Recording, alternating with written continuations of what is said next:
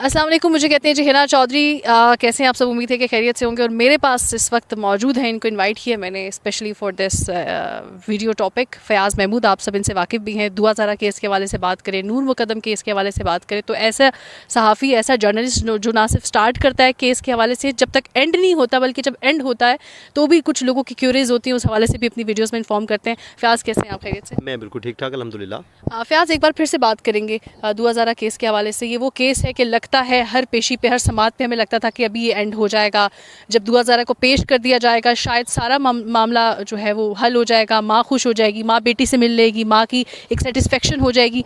लेकिन आज मैंने सोचा था कि वीडियो के आगाज़ में कोई भी बात करने से पहले मैं उस माँ को सलूट पेश करूँगी, ऐसी माँ कि जो कभी हमारे एक आम माँ की बात करें ना, जो घरेलू माएँ होती हैं, जो हाउस वाइफ होती हैं या वर्किंग लेडी भी हो, लेकिन सोसाइटी के ताने बर्दाश्त नहीं कर सकती माँ। मेरी माँ से पूछें, आप किसी की माँ से भी पूछें, जब लड़की बाहर निकलती है ना तो वो बिल्कुल एक तो श्योर नहीं होती कि जिन लोगों से वो मिल रही है, माँ की इनसिक्योरिटी रहती है। और ऐसी बच्ची जो कि अभी बकौल माँ के 14 बरस की है और उसके कि मैं 17-18 साल, मेडिकल रिपोर्ट्स कुछ और कहती हैं, बेटी घर से निकली, कहाँ निकली, वो बर्दाश्त, वो ताने माशरे के, रिश्तेदारों के होंगे। उसके बाद माँ के लफ्ज़ से एक लफ्ज़ नहीं निकला अपनी बेटी के ख़िलाफ़।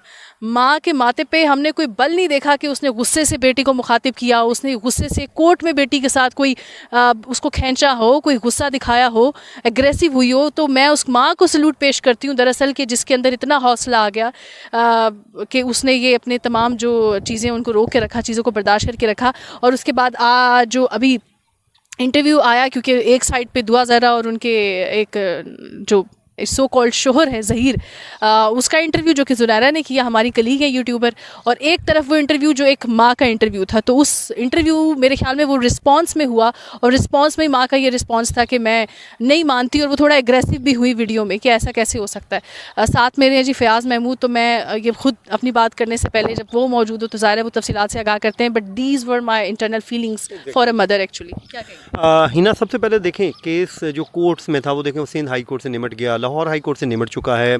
अब जाहिर है वो बतौर हस्बैंड और वाइफ के इकट्ठे रह रहे हैं, इसमें दूसरी कोई राय नहीं है। और जाहिर है शादी करना हर किसी का हक़ है, लेकिन हमारी कुछ रवायात हैं, हमारी कुछ नॉर्म्स हैं, हमने उनको फॉलो करना होता है। ये नहीं होता कि मैंने अपनी ख्वाहिश के लिए दो ख़ानदानों को रोल के रख दूँ।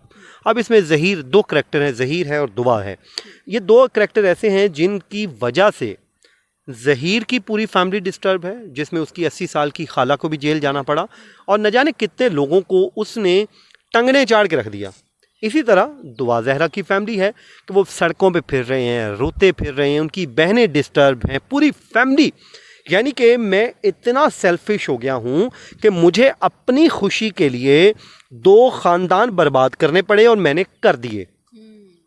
अब दो ख़ानदान बर्बाद करने को होना तो ये चाहिए था कि उनको समझाया जाता, उनको बिठाया जाता, लेकिन इसको रोमांटिसाइज करके पेश किया जा रहा है।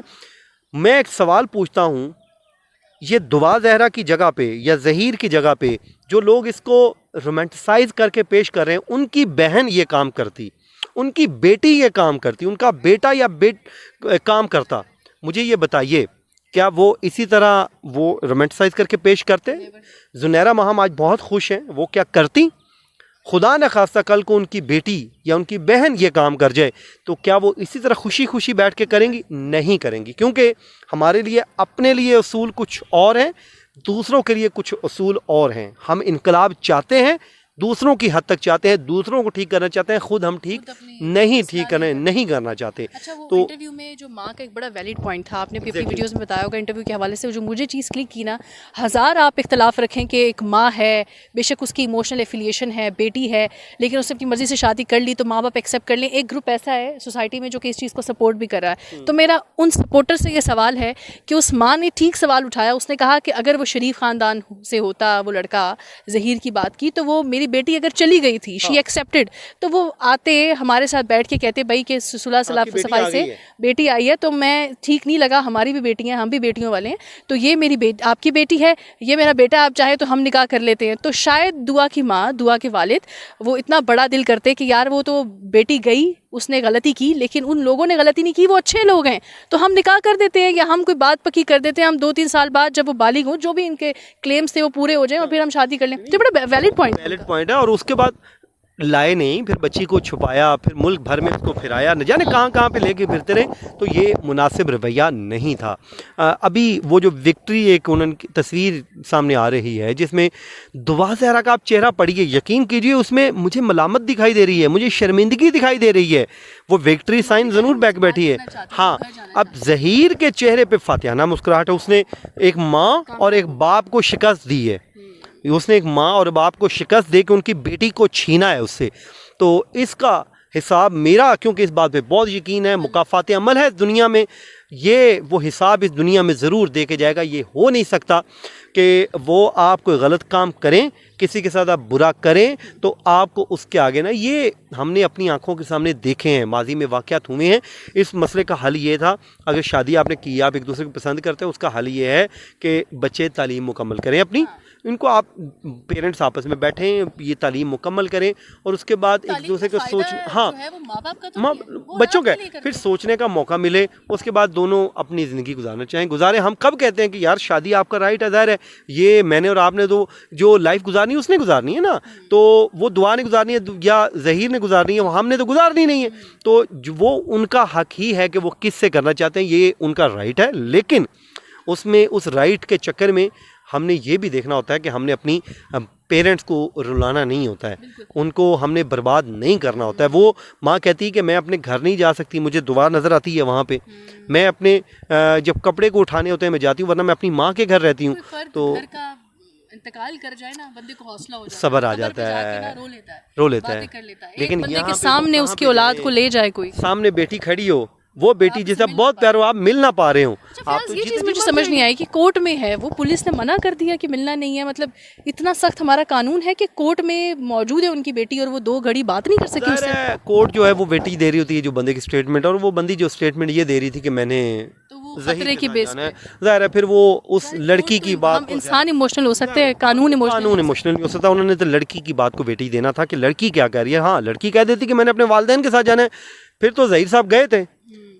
ये जब भी शादियां होती हैं जी, मैं आपको बताता हूँ, इस तरह की शादियां होती हैं उसमें लड़की को क्योंकि पेरेंट्स जो है अगवा का पर्चा करवा रहे होते हैं, ज़िना का पर्चा हो रहा होता है, तो उसके बाद हल इनके पास ये होता है कि पहले तो लड़की से शादी करवाई जाती है फौरी तौर पे, उसके बाद लड़की को इस बात पे पक्का कर दिया जाता है कि तुमने कोर्ट में जा कह देना है, खुदादा ना ही इसे जा कह दी कि मैं शादी मर्जी ना की थी। क्योंकि लड़की अगर वो कह देगी कि मेरी मर्जी से शादी नहीं हुई, मेरे साथ ज़बरदस्ती हुई है, भाई साहब पे 376 लगेगी, सजाएं मौत बनती है उसकी। तो इसलिए जो वकला होते हैं फिर वो लड़की को लाजमी समझाते हैं, उस लड़की को कि हर ख्वाहिश को पूरा किया जाता है, क्योंकि वो वक्त गुजारना होता है कोर्ट का, कि इस कोर्ट में जाके बस ये बंदी कह दे कि मैंने शादी मर्जी से की है, मैं अपनी मर्जी से आई हूँ, मुझे किसी ने अगवा नहीं किया, मेरे पेरेंट्स झूठे हैं। जब ये बात कह देती है ज़ाहिर फिर लड़की की बात को सुना जाता है। जिन वक्तों में हम जवान हुए, हम बच्चे थे, जो माँ बाप के साथ एफिलिएशन थी, एक डिस्टेंस था जिसको आप लोग कहते हैं कि डिस्टेंस नहीं होना चाहिए और माँ बाप को ये ब्रेक करनी चाहिए, कम्युनिकेशन अपने डेवलप करनी चाहिए, बच्चों पे नज़र रखनी चाहिए माँ बाप को, और वो सख्ती वाली नज़र जो हम लोगों पे थी वो वाली नहीं, बल्कि ऐसी नज़र जिससे आप बच्चों के साथ दोस्त बन जाए और उनसे बातें निकलवाएं और इस तरह की टेक्टिक्स यूज़ करें। मेरे ख्याल में ये वो टाइम है, ये कहीं कोताही मैं ब्लेम नहीं कर सकती, लेकिन मैंने कहीं साइकोलॉजिस्ट से बात की जो चाइल्ड स्पेशलिस्ट हैं, साइकोलॉजिस्ट हैं, उनसे पूछा कि वाकई में ऐसा हो सकता है कि किसी इतनी यानी 14 बरस की लड़की, ठीक है हम मानते हैं माँ के मुताबिक 14, उसके मुताबिक 16, 17, 18 जी, तो ये तमाम उम्र देखूँ मैं, तो इस तमाम एज ग्रुप के जो लोग हैं, मैंने जब इंटरव्यूज़ किए साइकोलॉजिस्ट से कॉल पे पूछा अपने कलीग से, दोस्तों से कि भाई इज़ इट पॉसिबल कि कोई किसी की इतनी ब्रेन वॉश कर दे, कोई 12 साल की बच्ची तो नहीं है, she is grown up girl now. तो उन्होंने कहा कि आजकल का जो हमारा माशरा है और आजकल जो बच्चे हैं ना 18 साल की उम्र तक, वो इसी सोच में चल रहे होते हैं कि किसी की बातों में भी आ जाएं।